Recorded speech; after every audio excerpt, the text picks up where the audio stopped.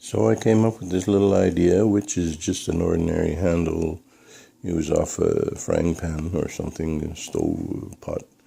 Anyway, I put a bolt on the end here, and I just screw it onto the camera.